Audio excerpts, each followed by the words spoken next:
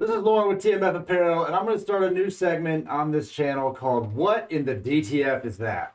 And I'm going to take questions that I find on Facebook and YouTube, and we're going to try to help people get answers. So we're going to start with this one today. Why would an Epson 3880 just printing, or should I say act like it's clogged or out of ink when it's full, being for sublimation? They're referring to as an Epson 3880 large format printer. I'm going to go ahead and preface this by saying that it's for being for sublimation is pretty irrelevant. It's really just about what the printer's doing. The printer has no idea what ink is in it. It's just a machine. But why would it be doing that or act like it's doing that? So we've got a few things that could cause this situation if you have a printer. This is going to apply to a lot of printers. Mainly, some of this is going to refer to only ones that are through like a CISS system, kind of like a 3880 is. But one thing that it could be, clogged print head, right? So the nozzles in the print head are clogged, no ink is flowing. Now, if your printer was just printing recently and is now not printing, maybe a day later, it could be that you have some clogs in it.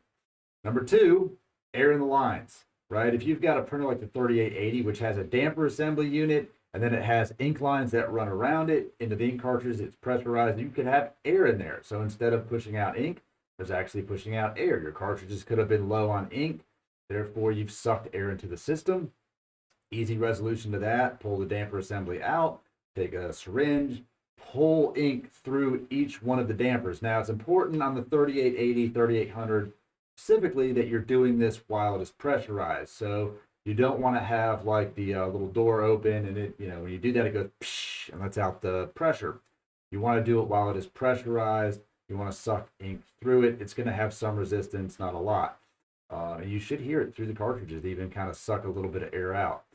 So that is the second way that it could be a problem. The third thing it could be is the dampers themselves could be clogged. They do have little filters in them. They do clog up, and it does prevent ink flow. Now, I will say that most of the time, it's not going to stop all of the colors from printing. You will get something, and you can look in the wet cap station after running a head clean and kind of see what colors are in there. You should have one side of the capping station should have your black, red, blue, and yellow. The other side should be all white. Now, if it's not all white, or you don't see those colors, then you're not having ink flow through your head. What could cause that? It could be a bad head, it could be a bad cable, it could be a bad main board. Diagnosing that is a little bit more difficult to do. The head will act like it's printing back and forth, back and forth, back and forth. It's going through the motions, but nothing's firing because it's not getting the correct signal to actually shoot ink out of it. The best way to kind of diagnose that is honestly just to do some part swapping. There's no real test that's going to tell you, yes, my head is bad, yes, my printer is bad, or my main board or my cable, unless you're getting other error codes. So those could be the reasons. Doing a flush of it is a good start. For me, I would start by maybe putting a wet paper towel on the bottom of your print head and just seeing if there's any ink on it, making sure it's clean. Run head cleans, check your capping station, pull air out of it, check cartridges, make sure you have ink in them. If all else fails, then start chasing the problem the other direction through the print head cable to the main board.